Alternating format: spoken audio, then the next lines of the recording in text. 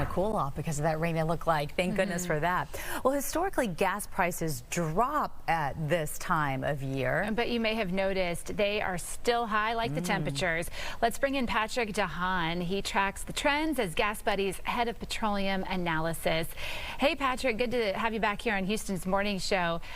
Prices have not been this high in September in more than a decade. So what is driving them up?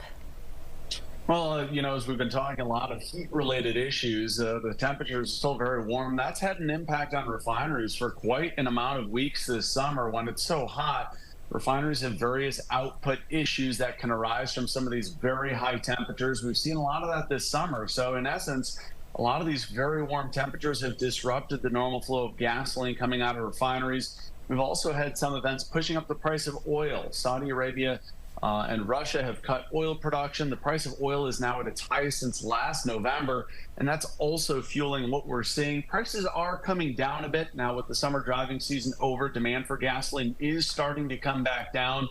We also make the switch back to cheaper winter gasoline. That happens next week, Saturday, and with it, we should see some price moderation. But to your point, prices now in Houston about 15 cents a gallon higher than they were a year ago.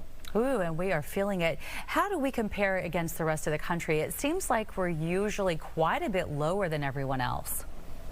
Yeah, that's really very true, especially in an area like Houston with a lot of energy companies, a lot of oil producers right in your backyard, and a lot of the nation's largest refineries in Texas. That keeps your prices much lower. The average price now in Houston, about $3.30 a gallon. The national average, by the way, for comparison, $3.77 a gallon. So quite a bit lower in Houston.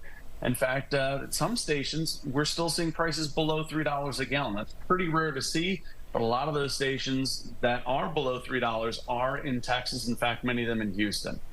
We just had Hurricane Idalia making landfall in Florida. We're watching Hurricane Lee, expected to perhaps strengthen to a Cat 5 by next week. How are those storms impacting prices?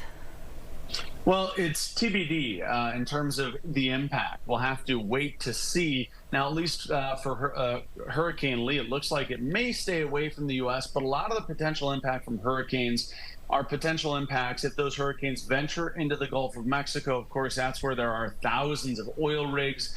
We have a lot of refining capacity between Texas and Louisiana coastline. So if a hurricane enters the Gulf of Mexico, that's really when we start to see an impact to gas prices. But as long as these storms stay away from this infrastructure, we should make it through with very little impact. What about diesel? Is that going up as well?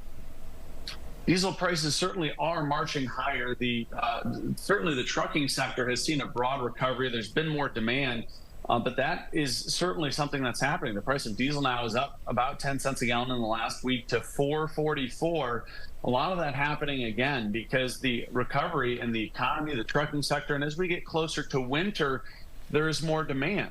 Heating oil and diesel are essentially the same product. So the demand from heating oil, those in the Northeast filling their home heating oil tanks ahead of winter, is putting upward demand on diesel, and that's driving prices higher. All right, Patrick De Haan from GasBuddy, thanks so much, as always, for carving out some time for us. Have a great week. Thanks for having me.